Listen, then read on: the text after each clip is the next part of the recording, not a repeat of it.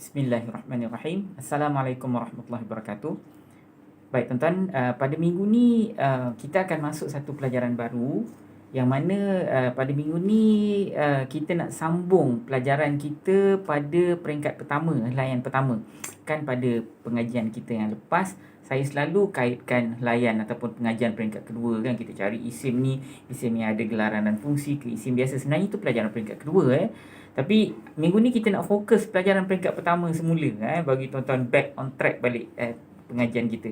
Sebenarnya saya masukkan pelajaran peringkat kedua tu bukan apa, sebab benda tu penting untuk saya highlight lebih awal. Sebab itulah ni saya jelaskan pada tuan-tuan juga walaupun kita belum sampai. Tapi hari ni kita masuk balik pelajaran peringkat pertama. Baik.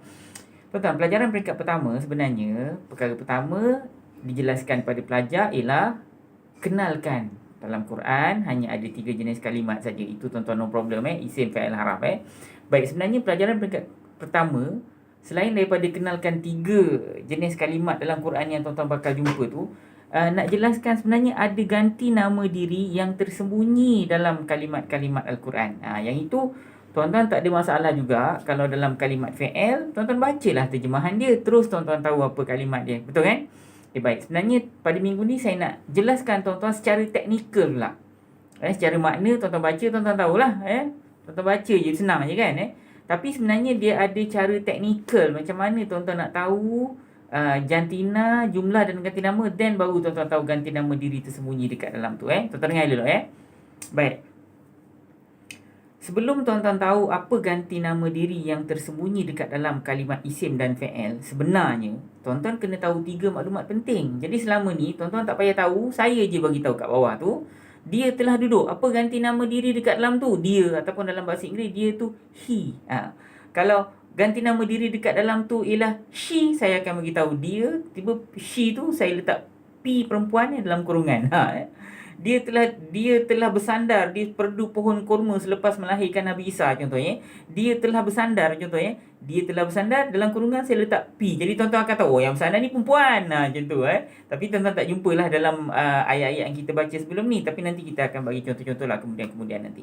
Apa yang saya nak sebut hari ni ialah macam mana kita nak cari ganti nama diri yang tersembunyi dalam kalimat-kalimat Al-Quran. Baik, saya nak mula tuan-tuan dengar dulu Okey. Tuan-tuan tahu dalam Quran ada 3 jenis kalimat, isim, fa'il, haraf. Betul ke tidak? Baik. Sebenarnya tuan-tuan, yang ada ganti nama diri tersembunyi bukan dalam kalimat fa'il saja.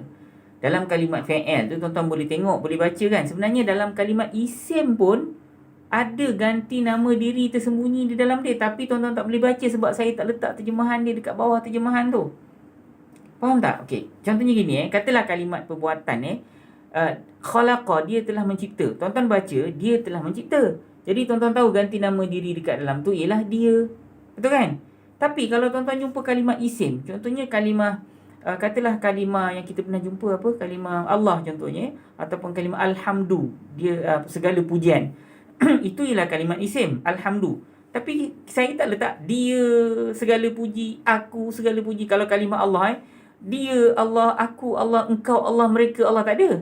Disebut Allah, Allah aja. Tapi sebenarnya dalam kalimah Allah tu ada ganti nama diri tersembunyi dalam kalimat tersebut. Faham tak tuan-tuan Tapi macam ni kita nak cari? Hari ni lah yang saya nak jelaskan pada tuan-tuan Okey, tuan-tuan dengar dulu Sekali lagi saya ulang, dalam Quran ada 3 jenis kalimat, isim, fa'il, haraf. Yang ada ganti nama diri tersembunyi ialah kalimat isim dan fa'il. Haraf tak ada. Haraf kita tak payah bahas, kita tinggalkan aja. Kita sekarang ni kita bahas banyak tentang isim dan fa'il. Kita nak tahu apa ganti nama diri tersembunyi dekat dalam dia. Baik, tuan-tuan dengar dulu Kejap lagi saya tunjuk dalam bentuk diagram ni, dalam bentuk verbal dulu Baik, kalaulah tuan-tuan jumpa kalimat isim dan fa'il, tuan-tuan pindahkan ke diagram yang kedua, diagram warna hijau yang kedua. Tengok ni diagram pertama kan. Ni diagram kedua, ni diagram ketiga kan. Bila tuan-tuan jumpa kalimat isim dan fa'il, tuan-tuan pindahkan ke diagram yang kedua. Kejap lagi saya tunjuk dalam bentuk diagram, nanti tuan-tuan boleh tengok semula Okey. Bila tuan-tuan jumpa kalimat isim dan fa'il, tuan-tuan pindahkan dia ke diagram yang kedua dulu. Kemudian baru kita pindah diagram yang ketiga nanti, sabar minggu depan Okey, minggu ni tuan-tuan pindahkan dia diagram yang kedua. Tuan-tuan kena cari 3 maklumat.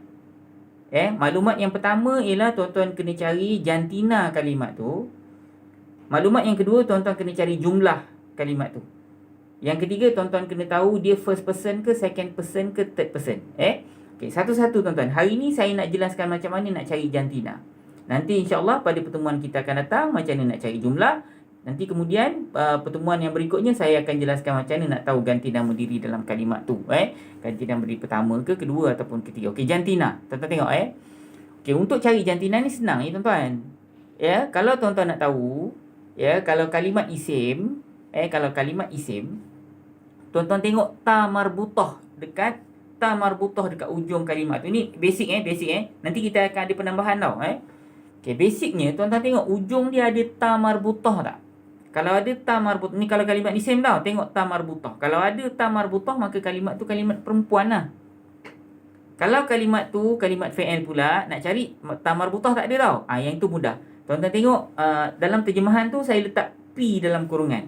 Contohnya dia telah bersandar, kemudian ada P letak dalam kurungan. Maknanya dia telah bersandar, dia tu perempuan lah tu. Macam tu Dia tu mu'annas lah tu. Contohnya dia berlari atau dia berdoa dalam kurungan ada P. Maknanya yang berdoa dia tu ialah mu'annas, dia tu perempuan. Yang tu tuan-tuan tak ada masalah. Tuan-tuan baca, tuan-tuan nampak P tuan-tuan tahu dia ialah kalimat mu'annas. Dia tu ialah perempuan. Mereka tu ialah perempuan. Engkau tu ialah perempuan. Kalau ada P dalam kurungan. Baik. Kalau kalimat isim, tuan-tuan tengok ta marbutah. Apa maksud dia ta marbutah? Okey, tuan-tuan dengar dulu Ta marbutah ni dia ejaan tu lah, ujung dia ada tau. Kalau muslimah, kalau lelaki muslim, perempuannya muslimah, kat ujung tu, itu kita panggil ta marbutah. Ta marbutah ni rupa dia macam huruf ha, tapi ada titik dua ke atas. Dia bukan macam kalimah Allah atau kalimah Allah tu alif lam lam ha. Tuan-tuan mana pernah jumpa ujung tu ada titik dua ke atas kan? Tak ada kan? Dia ta marbutah ni dia sama macam tu rupa dia, tapi ada titik dua ke atas. Macam itulah, macam kalau lelaki muslim, perempuan muslimah kan. Kalau lelakinya jamil, perempuannya jamilah. Kalau lelakinya karim, perempuannya karimah. Jadi ta marbutah kat ujung tu, itu ialah tanda perempuan ataupun tanda muannas. Okey, itu kalau nama kan, nama orang kan. Okey, kalau tuan-tuan tengok apa saja kalimat yang kalimat benda, kalau sekiranya hujung dia ada ta marbutah, maknanya kalimat itu ejaan dia follow macam ejaan muannas, macam ejaan perempuan. Apa contoh dia? Contoh dia, orang Arab sebut papan putih ni saburah, kan ada kan? Bagi orang Arab ejaan saburah ialah ejaan muannas. Ataupun orang Arab sebut kereta tu sayarah. Sayarah tu ejaan dia ejaan muannas. Kalau hakibah tu bag. Bag tu ialah ejaan ni ejaan muannas. Ataupun waraqah tu maknanya helaian ataupun kertas So itu ialah ejaan dia ejaan muannas. Jadi apa saja yang ada dekat ujung, itu kita panggil ta marbutah, maka ejaan dia ialah ejaan perempuan ataupun ejaan muannas. Kalau muzakkar macam ni, muzakkar tak ada ta marbutah lah. Apa contoh dia? Contohnya macam masjid, mana ada masjidah kan? Ataupun kita sebut kitab, mana ada kitabah kan? Jadi kalau kitab tuan-tuan baca dalam Quran tu tak ada ta marbutah, kita itu ejaan jantan, ejaan muannas. Kalau ada ta marbutah, itu ejaan muannas. Ataupun lailah kan, lailatil qadri, lailah kan, lailah. Dia ta marbutah ni kalau tuan-tuan baca sambung dia jadi huruf ta. Kalau tuan-tuan baca berhenti dia jadi huruf ha. Kan tuan-tuan belajar tajwid dah lama kan, belajar baca Quran dah lama kan. Ta marbutah kalau tuan-tuan nak baca berhenti waqafkan dia jadi huruf ha. Tapi kalau tuan-tuan baca sambung dia jadi huruf ta kan. Katalah inna anzalnahu fi lailah. Tapi kalau lailah tuan-tuan nak tambah qadar, lailatil qadri. Kalau berhenti lailah. Kalau sambung lailati qadri. Kalau nak berhenti jadi ha, nak sambung jadi ta. Okey tuan-tuan lagi sekali saya ulang. Cara untuk kita cari jantina, tengoklah ta marbutah dekat ujung dia. Itu untuk kalimat isim.